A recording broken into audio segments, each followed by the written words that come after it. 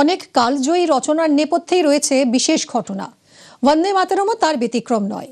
British সরকারের আমলা হয়েও বঙ্কিমচন্দ্র কিভাবে লিখেছিলেন এই গান, যা ভারতের স্বাধীনতা সংগ্রামের প্রাণ স্পন্দন হয়ে উঠেছিল। রাজ্য সরকারি আধিকারিক সুমিত ঘোষের তথ্যচিত্রে এর কাহিনী বিশদে তুলে ধরা হয়েছে। একটি গান যা শুধু সুর নয়, এক জাতির জাগরণের মন্ত্র, একটি ধ্বনি যা ব্রিটিশ সাম্রাজ্যের ভিত কাঁপিয়ে দিয়েছিল। বন্দে মাতরম কখনো গান, কখনো স্লোগান, কখনো বিপ্লবীর শেষ উচ্চারণ।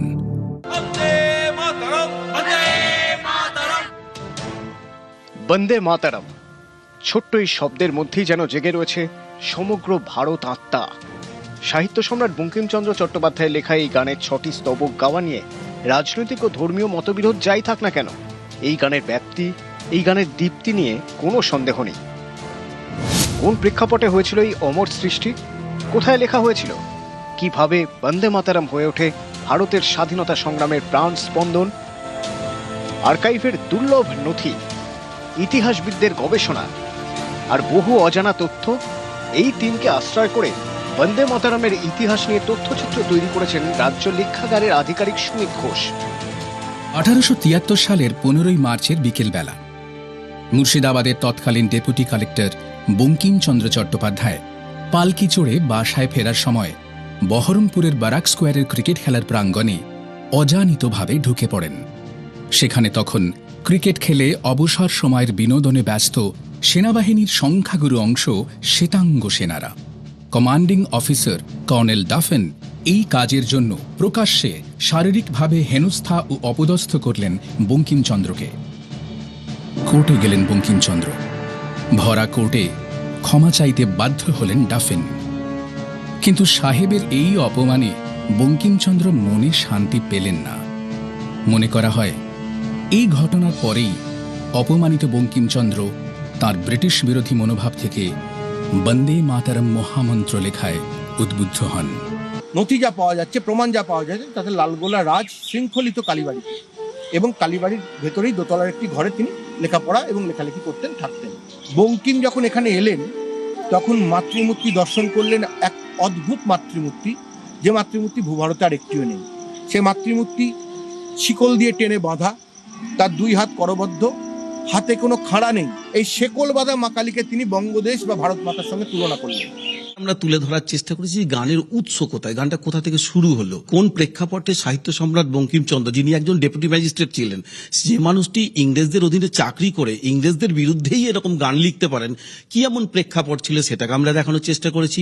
পাশাপাশি এটা দেখিয়েছি যে মহামন্ত্র বা গান তিনি পরবর্তীকালে তিনি আনন্দমঠে এটা উপন্যাসে কাজে লাগিয়েছিলেন।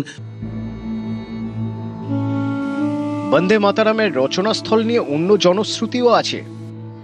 অনেকের মতে 1876 সালে নৈহাটির কাঁঠালপাড়ায় বঙ্কিমচন্দ্রের বৈঠকখানায় বন্দে মাতরম রচিত হয়েছিল।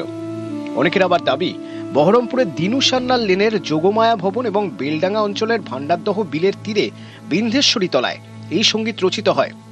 কেউ কেউ দাবি করেন দক্ষিণ 24 পরগনার মজিলপুরে নগেন্দ্রনাথ দত্তের বাড়িতে বঙ্কিমচন্দ্র বন্দে মাতরম রচনা করেন।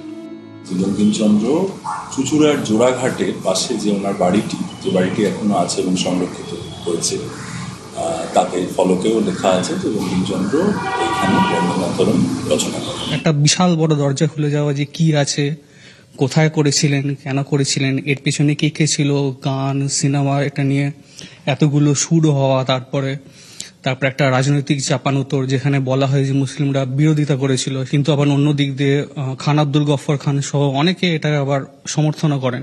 মানে নিউট্রাল পয়েন্ট অফ ভিউ থেকে একটা দেখতে হবে। ইতিহাস বলছে বহু কালজয়ী রচনার নেপথ্যেই কোনো না কোনো ঘটনা অনুঘটক হিসেবে কাজ করে। প্রায় 7 বার কাটাছেঁড়া করে লেখা হয়েছিল বিশ্ব সাহিত্যের অন্যতম শ্রেষ্ঠ উপন্যাস লিও টলস্টয়ের ওয়ার অ্যান্ড পিস। মাদ্রিদের যে হোটেলে বসে স্পেনের গৃহযুদ্ধ নিয়ে Ernest Hemingway For Whom the Bell Tolls লিখেছিলেন, সেই হোটেল ফ্লোরিডা প্রায় আর্টিলারি আর বোমার আওয়াজে কেঁপে উঠত। ম্যানচেস্টার থেকে লন্ডনগামী ট্রেন 4 ঘন্টা লেট। অলস বসে থাকার সময় জেকে রাউলিং এর মাথায় আসে এক জাদুকর বালকের গল্প। ক্যাফেতে বসে ঘুমন্ত শিশুকে পাশে নিয়ে সদ্য ডিভোর্সি রাউলিং এর মাথায় তখন লেখা আসে, কাগজের টুকরোয় লিখে ফেলেন হ্যারি পটার। নিজেকে 7 বছর ঘরবন্দি রাখার পর এক বিকেলে সস্ত্রীক বেড়াতে বেরিয়েছিলেন সাহিত্যিক গ্যাব্রিয়েলা গার্সিয়া মার্কেজ। মাঝপথেই গাড়ি ঘোরান, কারণ মাথায় এসে গিয়েছে 100 ইয়ার্স অফ সলিটিউড উপন্যাসের শুরুটা। আর বন্দে মাতরমের পিছনে ছিল লাল চামড়ার হেনস্থা, অপমান, যা আগুন হয়ে ফুটেছে। বঙ্কিমের বন্দে মাতরম প্রত্যেক ভারতীয়র মনে আগুন জ্বালিয়েছে। সেই আগুনে ছারখার হয়েছে ব্রিটিশ শাসন। ক্যামেরায় কাঞ্চন ভৌমিকের সঙ্গে ভেঙ্কটেশ্বর লাহিড়ী রিপোর্ট, নিউজ 18 বাংলা।